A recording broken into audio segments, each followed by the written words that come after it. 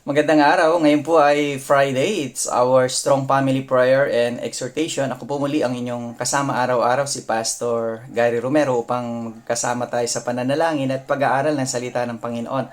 At ngayon po, dadako na po tayo sa panalangin. Shall we pray? O aming Ama, maraming salamat muli sa araw na to. Pagpalain niyo po ang bawat isa.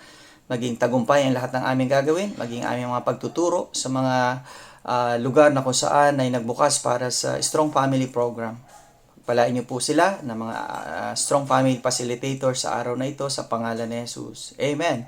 Well, nais natin ipagpatuloy ang ating strong exhortation from the book of Ephesians chapter 5 and verse 20 and 21. Giving thanks always for all things unto God and the Father in the name of our Lord Jesus Christ. Well, ito po yung sinabi ni Apostle Paul katulad ng mensahe ko kahapon na ang pasasalamat ito'y ginagawa natin hindi lamang dahil tayo ay minatatanggap, kundi ginagawa natin ito dahil ito na ang paraan ng ating pamumuhay, na lahat ng ginagawa sa atin ng Diyos ay dapat natin ipagpasalamat.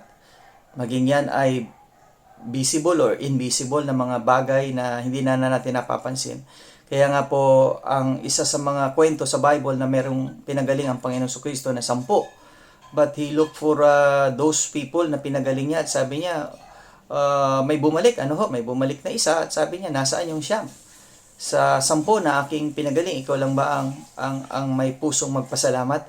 Well, sa buhay ng tao, talagang minsan, pag tayo ay gumaling na sa ating karamdaman o naipagkaloob na ng Diyos ang ating mga prayer request, kadalasan ay nakakalimutan natin magpasalamat. Hindi lang po ito kasi pasasalamat ng salita, kundi ito po ay pagkilos, ito po ay pagbalik loob sa Diyos, ito po ay pagsunod muli sa kalooban ng Panginoong Kristo. Higit sa lahat, ito na po yung paraan ng Diyos sa iyo para sumunod ka na sa kanyang kalooban.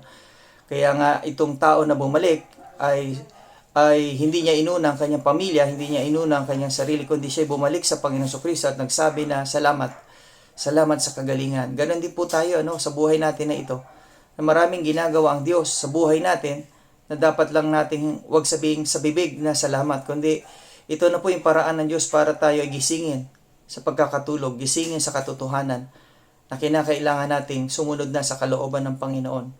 Okay? See you again tomorrow sa ating Strong Family Prayer and Exhortation.